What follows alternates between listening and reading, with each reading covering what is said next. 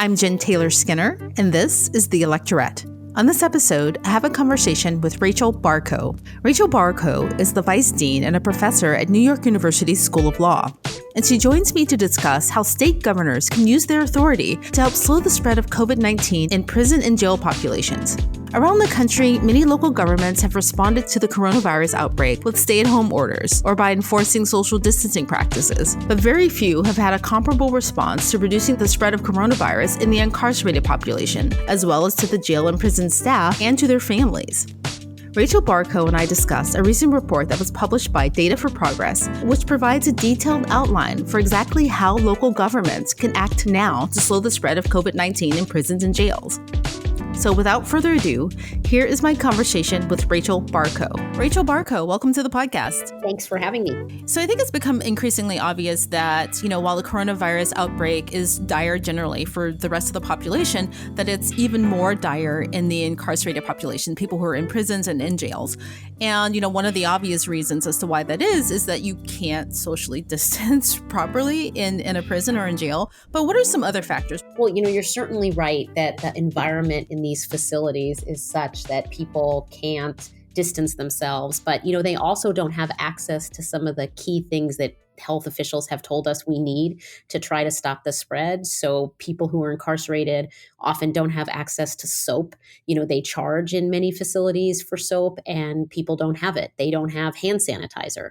They don't have access to easy access to water to even wash their hands. So, the kind of basic hygiene practices that we think of as necessary for prevention aren't things that are accessible there.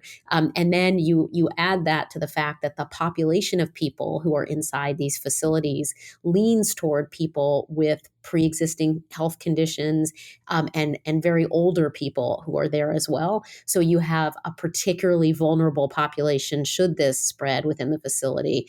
They're more likely to get serious cases and death as a result.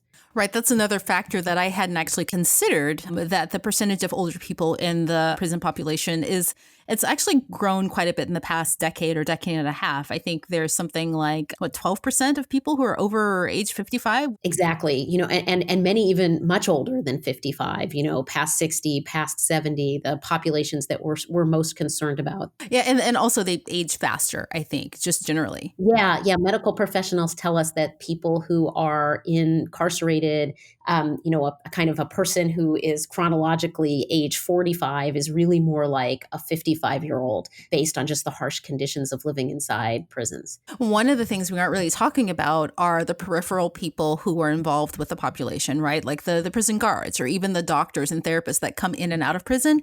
Then, of course, there are the families who are also kind of at risk. Yeah. And if you look at New York, which is where I'm located right now, there are almost 900 employees of the corrections department who are infected with COVID-19. So staff, the people who work in these facilities are, it's not as if the virus is going to distinguish between the people who are there because they were convicted of a crime and the people who work there. It's going to spread to everybody. And when we're talking about people who work there getting it, they in turn are going to take it outside the prison walls, back to their homes, back into their communities. And so it's going to be a source of spread to the community at large when we're talking about it spreading within these facilities. And in addition to that, thinking about the people within prison facilities who work specifically on medical issues, the medical staff, these are not large numbers of people who do that. And so if you get high rates of infection among the staff who are designated to treat people with inside these facilities, you're really looking at a looming crisis because if they get sick, there aren't people to replace them. And now we don't have people to take care of the people inside who get this. And you can just see how it very quickly can spiral into a crisis. Prison and jail population, I don't think that they're being counted in the current projections for infections and deaths, right? And those projections are kind of scary already. Yeah, so I've seen a couple projections. I believe it's the ACLU has tried to do one to figure out if we did bring into the projections what is happening now in prisons and jails and what it looks like going forward. We see exponential growth in terms of the number of people dying and infected when we factor that in, because I don't think the existing models are properly accounting for how much more rapidly the spread of this virus would be inside prison facilities. It would be as if we had an unaccounted for really large proportion of people on cruise ships. And because it spread so much more rapidly in an environment like that, if your model wasn't accounting for that, you would be undercounting. And I think that is the problem with most of the existing models that are out there, is they're not accounting for the much more rapid spread inside a prison and a jail. Right. So what we've seen generally in relation to the responses that have kind of been working, and I live in one of the states that's had a really good response. I live in Washington State, where Governor Jay Inslee is in charge. We've seen responses on the local level to the outbreak, specifically on the gubernatorial level. Like I said, Jay Inslee, then there's, Governor Cuomo in New York, and there's Gretchen Whitmer, all Democratic governors, I should point out. But have any of them responded in a significant way to prevent the spread in prison and jail populations? No, and it's really disappointing. I think that this isn't one of these left-right, Republican, Democratic issues. Sadly, it's basically both failing to address what's going on. They're at most playing catch up, and at best, what we've seen them do is maybe some small numbers of releases, but nothing that is commensurate with the problem and the risk. So here in New York, Governor Cuomo has done nothing to address the fact that we now have more than 1,000 people who have COVID-19 inside our correctional facilities, staff and people incarcerated both. And he hasn't released anybody. It's just, I'm not sure what accounts for it, but it's an enormous blind spot. And it's true, across the states. I should say there are some governors who have done some things, and, some of it may surprise people that, for example, Oklahoma, the governor there has granted a fair number of commutations, letting people out earlier from their sentence in light of what's happening. And, that's a Republican governor. And, we've seen a few others who are trying to make an effort to have at least said that they would have releases, places like Pennsylvania and New Jersey. But unfortunately, the announcements that they made haven't yet been followed by actual releases that match what they promised. So, what we see when we look around the country is essentially really small numbers of people being released from these facilities. And so what ends up happening is they're crowded, and the virus starts to spread, and it starts to spread to the staff, and it goes into the communities. And so it's really the situation that we would hope that we'd have governors getting ahead of it. But their efforts thus far have been really, disappointing is the nicest way I could put it. Sure. And you said that, this isn't partisan, or it shouldn't be partisan. But of course, in this climate, everything's partisan, just about, right? So, yeah. I mean, we can talk about that later. So one of the solutions that's being proposed is just what you hinted at is, clemency or early releases. So how would that work exactly? Well, there's a couple options for governors. So a commutation would be a sentence reduction that's permanent, basically saying, look, we know we gave you 10 years, but I, as the governor, am going to say the 8 years you've currently served is enough, and you're released and you're done. The other option that a governor has, and sometimes with commutations, the governor could just do that with the stroke of a pen, and other times they need to go through a board or some kind of process. So that's actually a mixed set of options for governors. Here in New York, Governor Cuomo could do that with the stroke of a pen, but in other states, you do have to go through a board. The other option, and the one that might be the easiest one for a governor, would be what's called a reprieve. And that would be a temporary adjustment in someone's sentence, essentially saying, look, I'm going to let you out now until the crisis passes, but then you've got to come back and you've got to serve the rest of your sentence. So you'd still have people serving the totality of whatever it was they were sentenced to. It's just they're going to get a break in the middle so they don't get this virus and so they don't spread it to the community. And the idea behind a reprieve is effectively to deal with emergencies just like this, basically recognizing sometimes you got to press pause on a sentence because circumstances overtake the situation that was in play when someone was sentenced. And so for reprieves, we had a report through our center at NYU authored by Ben Notterman that goes through and lists how every governor could use the reprieve power to try to deal with this crisis. So that's a tool that's available for just about every governor to come in and say, I'm going to press pause, I'm going to release people temporarily, and then they have to report back when the crisis is over, which, is really something that is not a huge upending of the status quo, but it seems like just the right fit for the emergency that we're facing. Right. So because I know that it differs from state to state, but you're saying that all governors in all states would at least have the power for reprieves. Just about. There's a few where the reprieve power might be limited, but just about all of them have that. And, we have a report out that kind of does it state by state and shows what each state governor could do.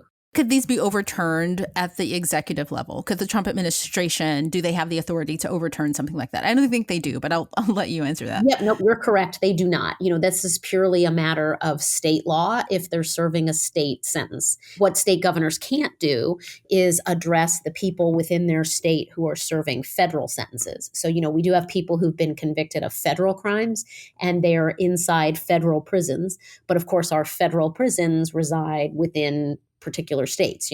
We have federal prisons in Washington state where you are, in New York, all throughout the country. And when there's an outbreak in a federal prison, there's nothing the governor can do about that because they are under the jurisdiction of the federal government, which means for those folks to be released, they would either need to be released by the Federal Bureau of Prisons.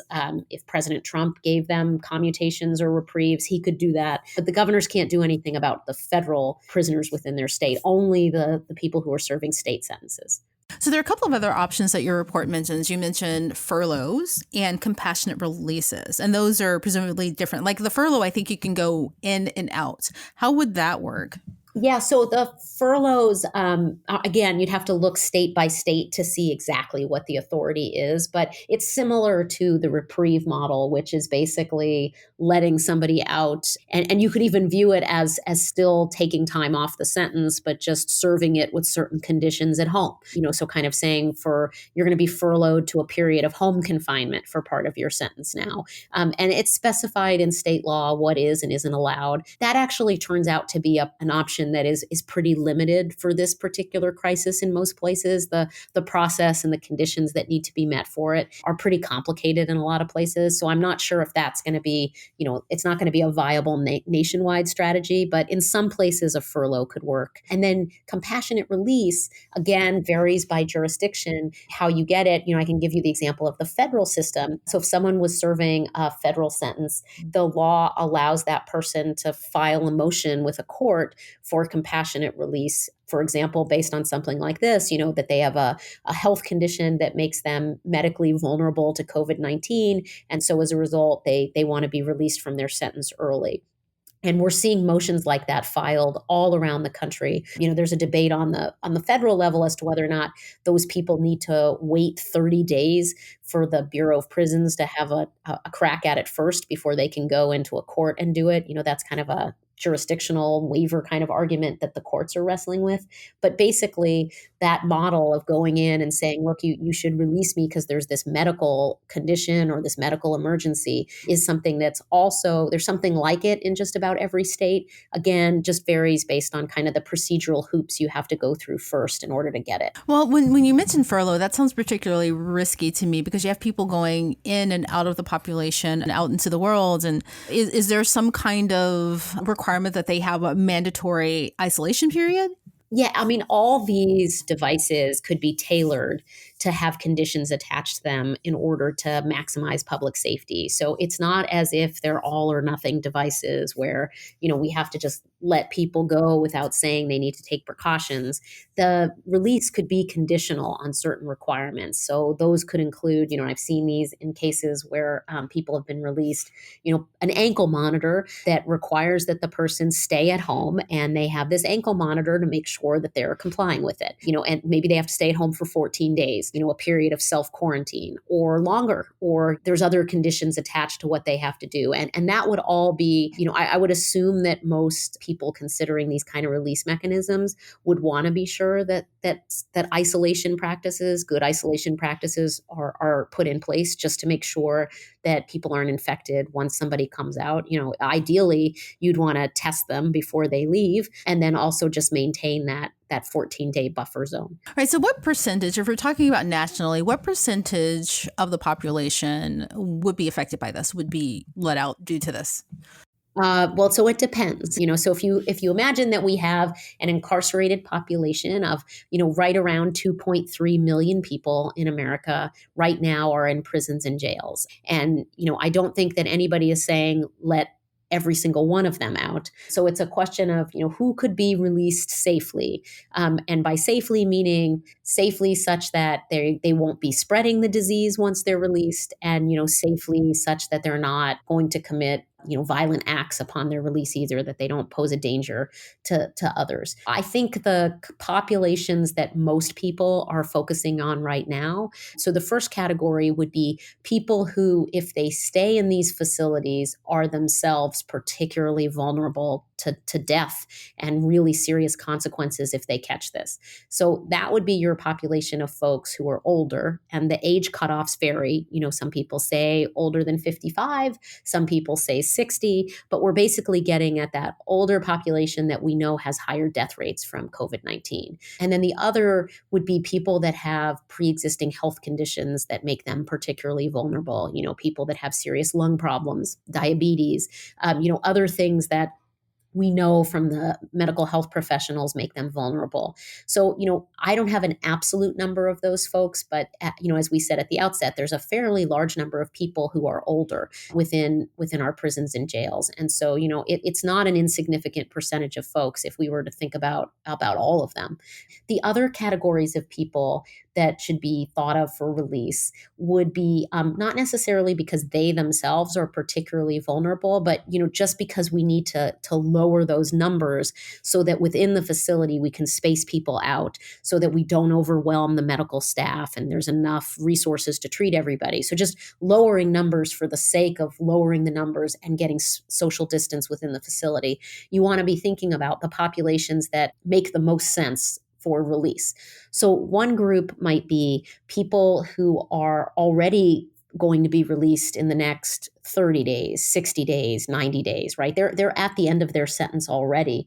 And, there's what value is there in making them stick around for another month or 2 or 3, when by doing so, they could potentially be crowding the space and thereby spreading the disease. So just, let them out a little bit early. That's another group. People who are there on like technical parole violations. The only reason they've been put in the facility is, they missed a curfew or they failed a urine test, something that, is a technical parole violation and not, the committing of a new crime. Get those folks out. The population of people who are in jails, most of those people are there pre-trial. They haven't been convicted of anything. So really thinking about releasing large chunks of those folks, unless they truly are posing a danger to others. But, if they're just there because they were too poor to make their bail, go ahead and get those folks out now. So those are the target populations that I've seen most places focusing on, really low risk populations in terms of offending if they're released. And then, the flip side, the high risk population to really serious illness if they get this. Right. I think you made a really important point about not being able to make bail, because those people they've only been accused. They haven't been convicted of anything. Right. So putting them in this population where they're more vulnerable to catch this is actually kind of, it's bad. I mean, it's bad all around, but essentially it could be a death sentence. I don't want to be hyperbolic, but it could be. Yeah, no, and I think that it's really important for people to remember that when the state incarcerates somebody, when the government takes over custody of someone, there is an obligation by the state to take care of that person, right? They're not sentenced to illness and they're not, detained, and whatever happens while they're detained is, just kind of luck of the draw. There's an actual obligation on the part of the state to make sure that their health and safety is preserved. So if that can't be done, they need to be released, and when we're particularly talking about people who, these groups of people where the detention itself, you really kind of want to question in the first instance, they're there pre-trial, they're there for a parole violation. You do the cost benefit analysis to try to figure out, does it really make sense to keep those people detained? And, I think you quickly come to the conclusion that it doesn't.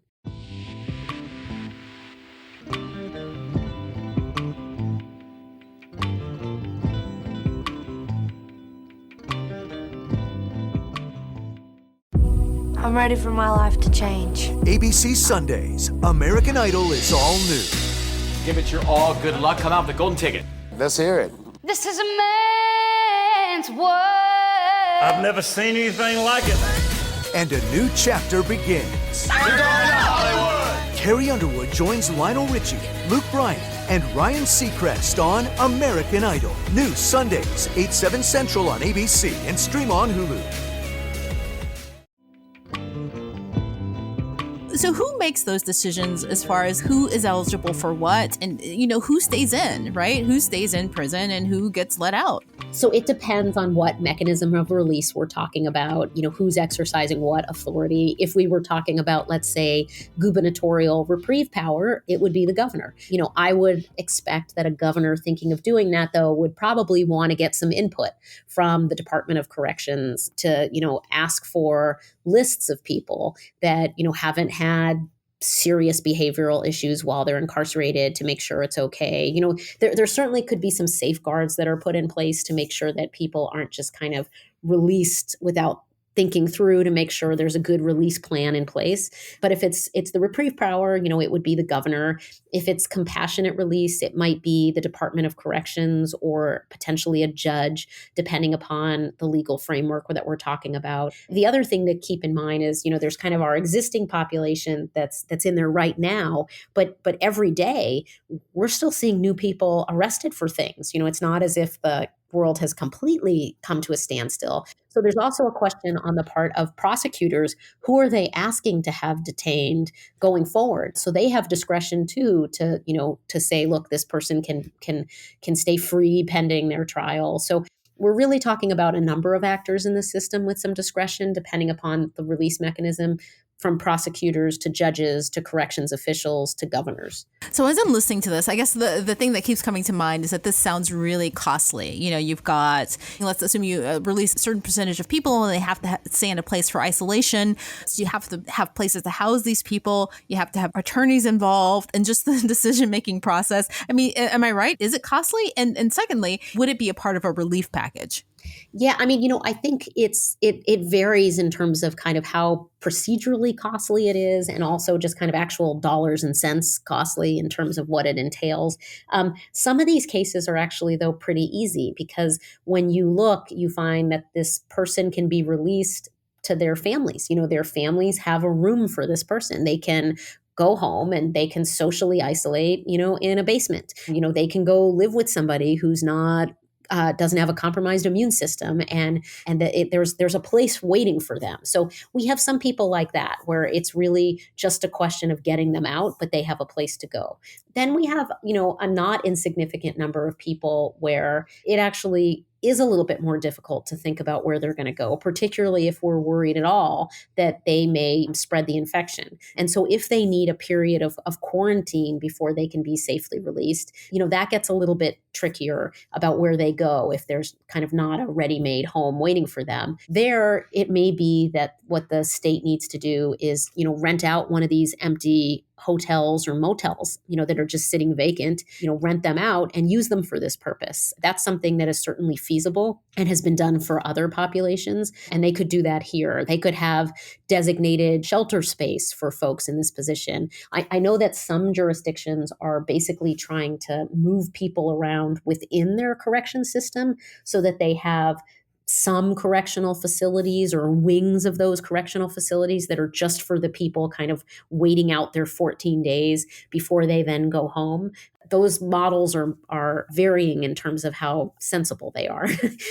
So in some of them, it may be that actually that's a terrible idea, because where they're being held waiting for the 14 days to pass makes them more likely to get it just because of the way that the architecture of the place looks. In others, it's actually more of a sensible alternative because they can kind of be there until they're released. So I think it does vary, but there are certainly thousands of cases around the country where a person could be released back to their families, back to their loved ones who are waiting for them. And it's not a question of finding a space for them. There is a space already available for them. So, their attorney in a filing or they themselves can make clear that there is a release plan in place. So, another question that comes to mind is that if we can do this because of an outbreak, and we can let people out of the prison population who aren't a danger to society, who, may be eligible for release early. Why can't we just do that anyway? Yeah, it does lay bare kind of the why are some of these people in there in the first place? I certainly won't lie about my own priors, which is, these are some of the very same populations that I have been arguing we should really be thinking about releasing anyway.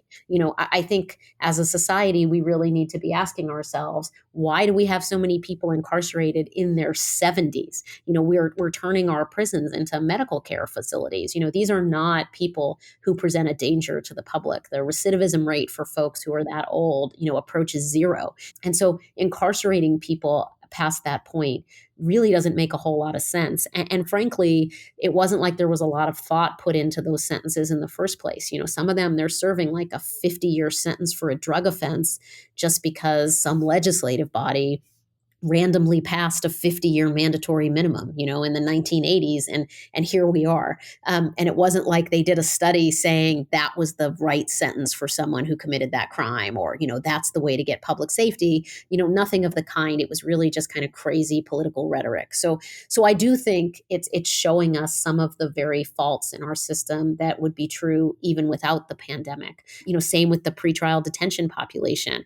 Why is someone incarcerated just because they can't afford bail? We shouldn't be imprisoning people just because they don't have the money when, their counterpart who commits the exact same crime can get out just because they have access to money. So I think you're right that this is really, it's showing in sharp relief so many of the problems we have. And I'll just add to that, I think it's really exposing for people how horrible prison conditions themselves are.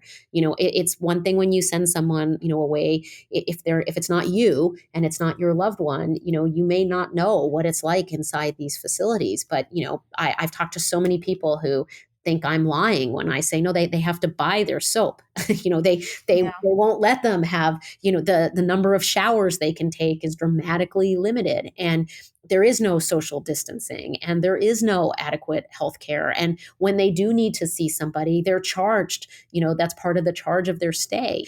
And it's just, I think it opens up a world for people. I'm actually hoping it'll help educate some people who otherwise weren't aware of some of these things, that we really need to rethink what we do when we incarcerate people, because, they're 95% of all the people who are incarcerated today are getting out anyway. It's not like they're locked up forever. And so we really should be thinking about, while they're detained, what's happening to them. Are we making it more likely when they come out that they're going to be more likely to lead law-abiding lives than when they came in? And in so many places, we're setting them up to fail. They're violent places. They're places where they're treated horribly. They're put into solitary confinement, and it may lead them to have mental health issues. So, all of those things suggest that we don't really do a very good job thinking about what happens when somebody comes back out.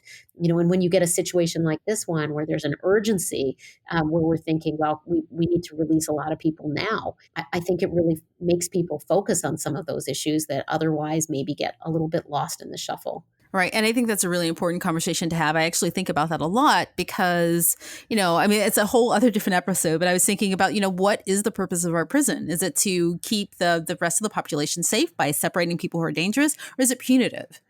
Right. And if it isn't punitive, then why do we need to have things like you can only take up one shower a week? And the second thing is, I think there's this myth about, who is actually in the prison population. Like, everyone isn't Charles Manson, right? There's this idea that everyone who's in prison is dangerous, and that's just not true. Like you said, there could be someone who had a drug offense in the 80s, and that was the only one they had. But because of there was some inane, 50-year mandatory sentence, they're still in prison and they're in their 80s. If I had $1 for every time somebody told me when I talked about these issues, well, you know what? If you don't want to do the time, don't do the crime.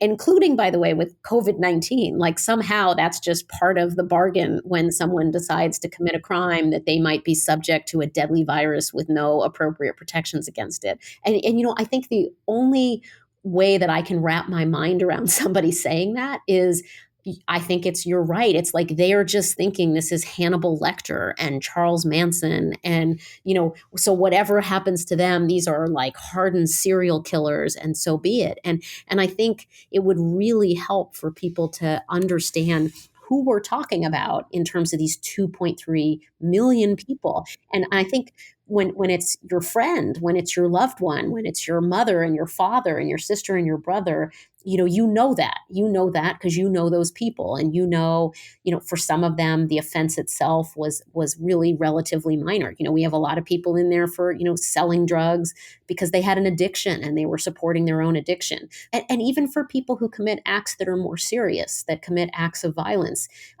they're not the same people that committed those acts. Over time, they have changed. They've grown up, particularly for people who do stupid things when they're younger, like we all have. It's just some people's stupid acts when they're younger and they're around other people turn violent. And, does that mean that they should 40 years later stay locked up inside a facility, and particularly now in the face of a pandemic? So the idea that somehow whatever you forfeit all sense of proportionality and all sense of rights when you commit any crime at any age for whatever reason, which I think is actually a pervasive view that's out there in the public. I think the only way people can hold that is basically just in ignorance of not really looking closely at the people that we're talking about. And I think if they spent a day inside of a prison and talked to people and met people and heard their stories, I don't think they would think that. I think that's just the product that we get from, TV shows that make it seem like those are the kinds of people in there, and the sensationalized media stories that focused on the very worst crimes that are committed.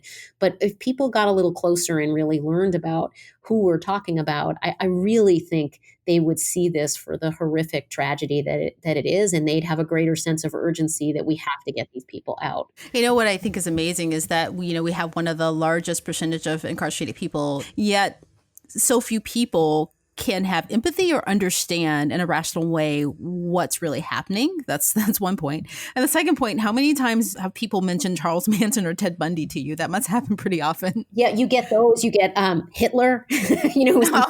Sometimes it's we got to borrow from like the worst historical figure imaginable to say, what about him? What about Saddam Hussein?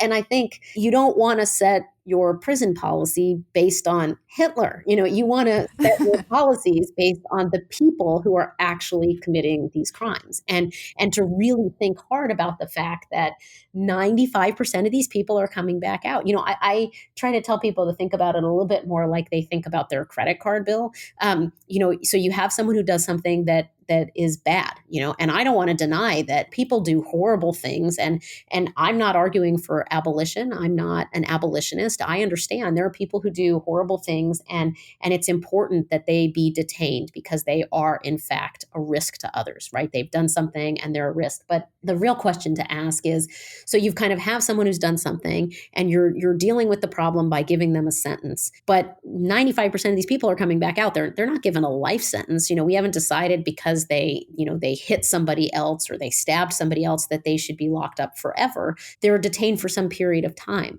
So it's like a credit card. But you've dealt with the problem right now. You've bought yourself time. You have bought yourself the length of their sentence. But you really need to ask, well, what are you doing during that time to make sure when the person comes back out that you've dealt with whatever the underlying issue is? And, for so many of the people that we're talking about, there are just real structural problems that led to the crime in the first place. They have serious mental health issues. They have addictions. They have physical health problems that lead them to take drugs, which then, lead them to commit additional crimes in order to pay for their drugs. And, as you start to peel back the layers, you realize that what we really should be trying to think about is getting at those underlying problems. For some people, it's just a question of growing up. They just need to age out of it. They're more impulsive and they're more susceptible to peer pressure when they're younger. And as they get older, they're going to just kind of age out. But, for others, there are some underlying issues there that we should be trying to tackle. And we should be using their period of state custody to deal with those. But, all too often instead, it's just warehousing. It's just kind of getting that extra 5 years and waiting it out and hoping somehow magically that things will be better when time passes. So, there's a way in which our kind of entire system of incarceration really deserves some serious scrutiny for improvement. And, I don't know if the pandemic is the time to do it, but it's certainly the time, at the very least, to not make things worse, and at least to get out the most vulnerable people and make sure that these prisons and jails aren't places that are going to end up spreading the virus to everybody else. So let's just talk about timing, right? Because, as much as this should not be a partisan issue, it probably is a partisan issue. 2020 is one of the most important elections. It is the most important elections of our lifetimes here in America. And I just don't see Democrats making a move like this year, right? Because what will happen is they'll be painted as, these bleeding heart liberals, and 50% of the states, I think, have Democratic governors, and roughly 50% have Republican governors. And, it probably will be used against them. I mean, I'm not so sure. And here's some reasons why. If you ask yourself, why would it be that the ad buy that the Trump administration made in the Super Bowl, when they could have highlighted any issue they wanted about his presidency, and they used that Super Bowl ad to talk about his release of Alice Marie Johnson, his commutation of her sentence. That ad was misleading for a whole host of reasons, because he was basically able to create an impression that he'd done more than he has. But, it was a very effective ad in the sense that he touted himself as a criminal justice reformer. And so he has made the political calculation that there are votes to be had by being a reformer, by getting people out of prison. And so much so that was the Super Bowl ad. And so I think if we look at that on the, and that's a Republican. And when we look on the Democratic side, the people who were running for the nomination, it was a real liability for people to have been seen as kind of old school, tough on crime incarcerators. That it was a real problem for Kamala Harris. It was a problem for Amy Klobuchar. They were asked about their prior pasts as prosecutors, and it wasn't an asset in the way that it used to be for people running for office. And I think, there's a couple of reasons why I think that's the case now. One is just numbers. It's not just that we have 2.3 million people currently incarcerated. We have about 7 million people under some kind of criminal supervision. And according to Families Against Mandatory Minimum, we have 1 out of every 2 families has one of the family members who has been incarcerated. So when you start talking about that many people in America with personal experience of incarceration, of interaction with law enforcement and criminal prosecution, those people get that we have overdone it and that there's a need for reform. And they feel strongly about it, and it's an issue for them that is important.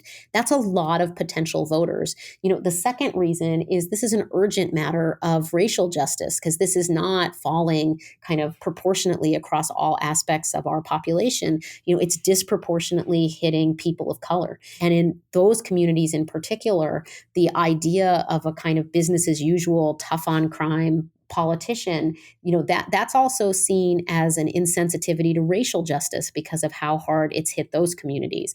And, again, that's an important voting bloc. It's an important part of America. And I think politicians need to think really seriously about that. And then, lastly, the spread of this virus is something that people are going to be held accountable for. And so if you don't tackle the places where it's likely to spread and you have outbreaks in those places, you have a public health crisis. So, you might want to avoid the kind of 1 in a million person who's released early and commits a crime and gets on your tabloid newspaper. But you also have to be thinking about what happens if you don't release people and you have a real crisis inside, let's say, your rural prison in a community where lots of the people work at that prison as correction staff. They get infected. They then take that infection home. Now their families, their communities infected. And these are rural communities that don't have good hospital care. They just don't, because that has been decimated over the years and with budget cuts. So now you're talking about places where you could have really high outbreaks and deaths as a result of this. And that's a political liability. So, I think for all those reasons, it's not the case that it's absolutely the safest course to do nothing. I think there's a real political risk, above and beyond the humanitarian one to not doing something about this. Rachel Barkow, thank you so much for joining me. And thank you so much for your work on this. It's really, really important. Oh, I really appreciate the time. Thank you. Thank you for listening. The Electorette is independently created and produced by me, Jen Taylor Skinner. And of course, I'm the host. But I also do all of the editing, the audio, and the graphics. You name it, it's on my plate. So if you enjoyed this episode of The Electorette, please help The Electorette grow by subscribing. Just hit the subscribe button on whatever app you use to listen to podcasts. Also leave a review for The Electorette on iTunes. Lastly, one final way to help The Electorette is by following The Electorette on social media. That's at Electorette on Facebook, Instagram, and Twitter. Thanks again for listening, and until next time, keep up the good fight.